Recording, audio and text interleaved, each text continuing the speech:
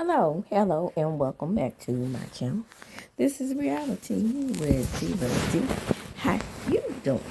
And this is going to be a quick reaction video of Married to Medicine Season 12. The last few episodes, when they went on the trip, now they're in Jamaica, but they started off in Florida, so I'm going to start off in the trips. And I'm going to give you my reaction based on what I am seeing thus far.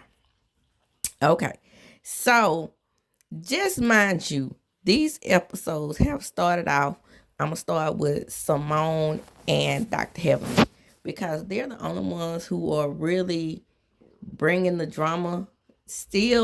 Drama is still surrounding Dr. Heavenly, even though she's a friend of the show. Oh, by the way, come on in, like, comment, and subscribe to my channel. Hit the notification bell button, and you will be notified when I upload a video. So let's start in Florida. So we're in Florida, and Dr. Heavenly just pops up. Well, she pops up because she has decided to stay in Atlanta. But she goes ahead and goes because, remember, at Angel's event, they get into it. Now, let me just say, I do like Angel scrubs, but I find it kind of odd that Dr. Jackie went into the scrub business. It's kind of weird to go into the scrub business this season when that was Angel's angle. But hey, whatever. So they are still into it, and they have all these little things where everybody is trying to get them together, much like Carrie does on Bell Collective.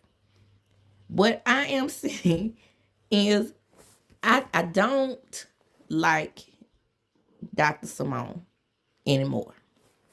I used to like Dr. Simone, but things have changed over the year. I'm loud, yes, but a loud screeching banshee. Whew. It's like nails on a chalkboard. However, Dr. Heavenly lied on her. She just moved her arm off of her because she was like, so my analysis of this is overall, Dr. Heavenly lied. She just moved her arm off of you. I mean, it wasn't all this pushing and all this shoving that Dr. Heavenly has come up with in her head. So, Dr. Simone is still having issues with her grown-ass boys. Shout out to K. Michelle. Those are the true definition of grown-ass boys. So, in order to keep peace in the house, Cecil decides he's going to have a talk with them. In one ear and out the other. That's how I see it. Well, we know that's in the background, the eggs didn't take. And I get it. Quiet is dramatic. Don't get it twisted. I definitely agree. But you know what? I have an affection for any woman. I even had an affection for Sweet Tooth. Sweet Tooth. Look, I watch Erica De Niro. I'm not taking her saying. I just asked. That was just a slip of the tongue. Side eye. It was a slip of the tongue. But I know that quiet. What it is like to have children in your 40s, or to learn to have children in your 40s, even though by the time I had my children naturally, by the way, but by the time I had gotten comfortable with not having children, I was like, it can or it can't happen. I'm okay with it. But, kids, in my opinion, are definitely a blessing. But that's neither here nor there. So we know in the background that the eggs didn't take. So finally, she confesses that the eggs didn't take. And they all rally around her and they are confident that she can make it happen. But she goes into beating herself up, saying that Dr. Jackie had encouraged her to go ahead and freeze her eggs. But Dr. Jackie was encouraging her to freeze her eggs for old squeaky voice over there. So why would you do that? But for some reason, I feel like she's got into a relationship with the same man. Let's talk about Quiet and King while we're on that topic.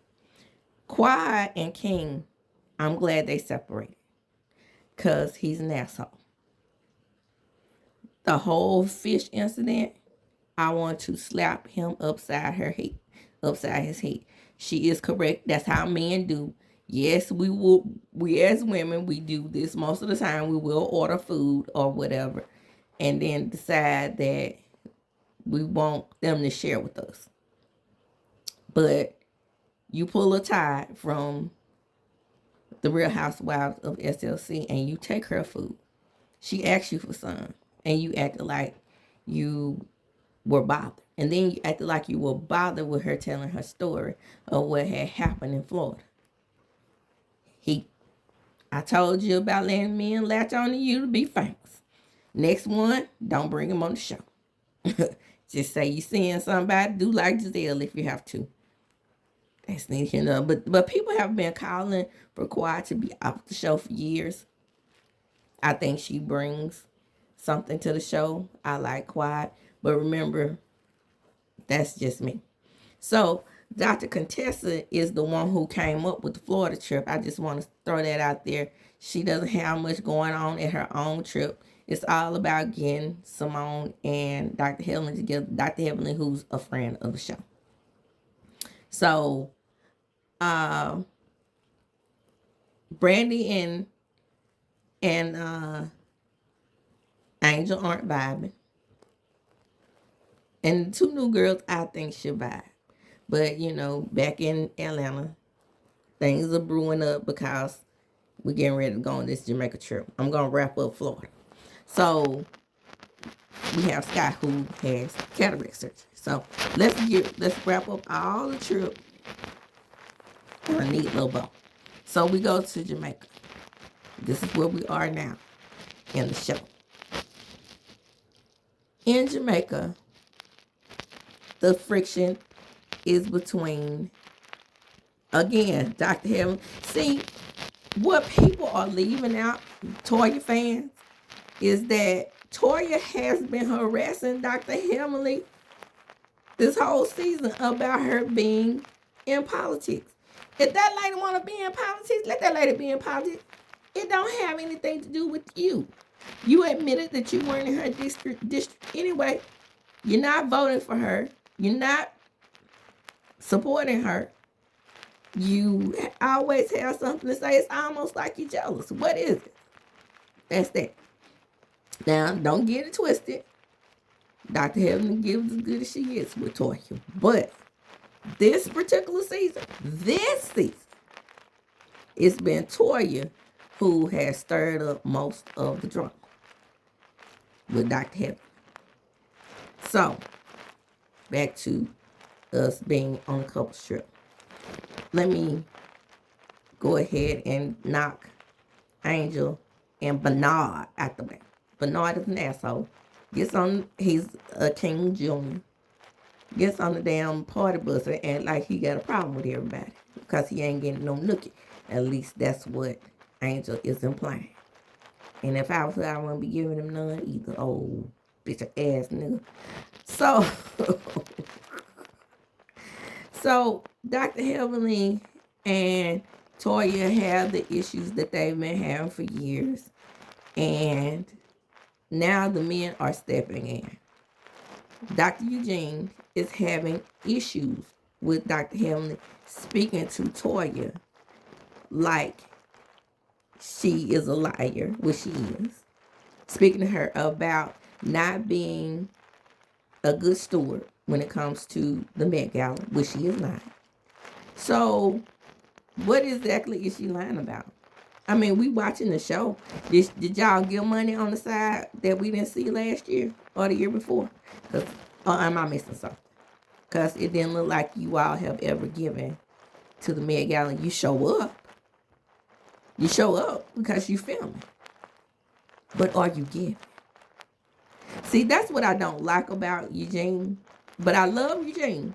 But that's what I don't like about Eugene as Toya's husband. Because that's what he is. He's a Toya's husband. He's Toya's man. And he gets his in all of his fee-fees when the women are arguing. But he thinks it spills over in the conversation about him.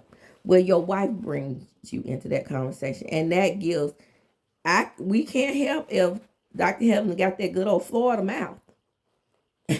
And she's able to bring in loud, destructive reads from what your wife has said. So he walks off in a huff, mad because Toya won't come with it. See, that's your problem and what you need to see as a man, Eugene. I'm talking directly to you. You will have to understand that your wife is the one who constantly disrespects you. She didn't even go with you when you walked out like old boy from Friday. And I think that's what Steve was trying to say. You lighten up the mood. She didn't even go with you. What is that telling you? What is that telling you as a man? When you tell your wife to come on and she continues to talk, stop. It's just Hamlet. Eugene, it's just Hamlet. Because, yeah, they setting her up for failure for the Met Gala, but what else are they supposed to do? What else? How else can they prove their point about how you all don't participate as you should?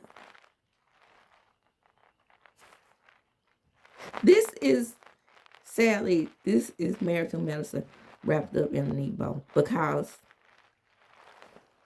first 5 episodes, I had my life. The next 3, after that, it started coming into a thing of where they were repeating old drama and old wounds. Toya still having a problem with single people coming on the couples trip. All that type of stuff. Toya starts shit. Let's be clear. Eugene doesn't like when women are arguing with his wife. If you keep your mouth closed like the other men in the group, you won't have anything to worry about them attacking your wife. Trust me. She got it. Her and old big mouth screeching Batcher over there, Simone, she got it. She can handle it. Because somebody is always on Toya's side. Remember, she told Mimi, y'all not like me. We don't like you. You're not our kind of people. Who's not your kind of people? Dr. Mimi? Dr. Mimi? The psychiatrist? Dr. Mimi? Dr. Mimi to you, sweetie. Not your kind of people. Child back. Go on over there. And everybody wants us to know that Toya has a master's degree. Toya has a master's degree. Don't people have degrees? Not saying that Toya is dumb, because she's smart enough to keep Eugene. That's a side note. But keep that in your head. So, Dr. Eugene gets bought. Now, let me tell you about Buddy, helping his husband. So he says, I'm in a bad position. I don't really want to get into it with the women. See? But Dr. Hamlin has this tendency to, when Dr. Damon is talking, nobody else could talk. The women can't talk. The women have to bow down. No, sweetie, you do that with him. No other woman has to do that. So I see Eugene's point there. However, Eugene, it really didn't have to come to this point with you and Dr. Damon.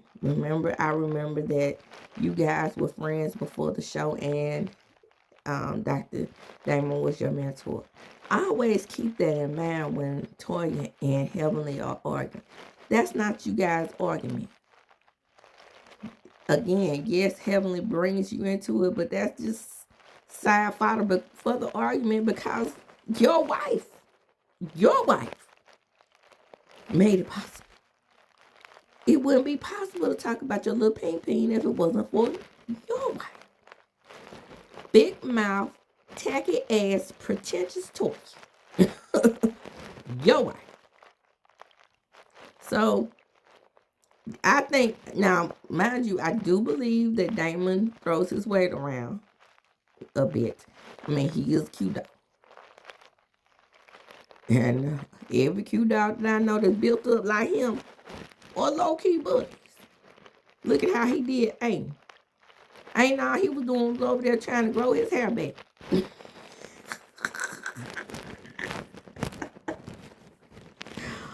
Oh, y'all remember Aiden got those hair plugs. And we all know that Aiden,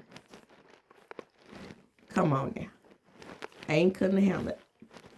Would have been one licking him on the floor. And that's a lot of what Eugene and Dr. Damon does, throws his weight around.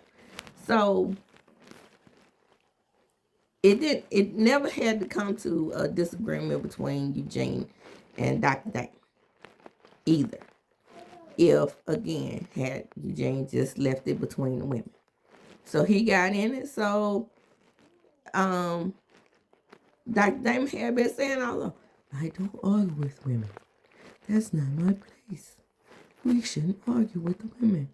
We should let the women have their issues, and we have our issues, but we are good friends. We know how to come together as men. Now, that is true. I mean, that's being shown on Love and Marriage Hospital. The women have a disagreement over some shit that the men have said, and they stay into it. Eugene is acting like Eugenia at this point. Shout out to Quad. He wants to be the Peter Thomas of the show. Leave these women alone, Eugene, because like I said, what you are doing is causing the other men to want to get involved. Now let me close the trip in Jamaica for now, because they're still in Jamaica, but the preview. Shout out to Binge Word the TV. This is where I saw the preview. I saw the preview of hatch booty, long legged, mole face ass, twin face with Karen Curtis, telling the people that they should be married before they're having intercourse. Say what now? You're telling Quad and King they're not being blessed with a baby because they going through IB and they're not married. IVF with them. Child. Ooh, well, if that ain't the pot, calling the skillet, calling the kettle black. Now I used all the ingredients that I cook with. Or as Teresa Judice said, ingredients is these that I cook with. Yeah, you call them ingredients seeds when you're dealing with the pot in the kettle, because you know all these things that when we fry fish in the kettle, all these things are seasoned. Our skillets in the South are seasoned. If you know, you know. But anyway, the point is with the seasoning,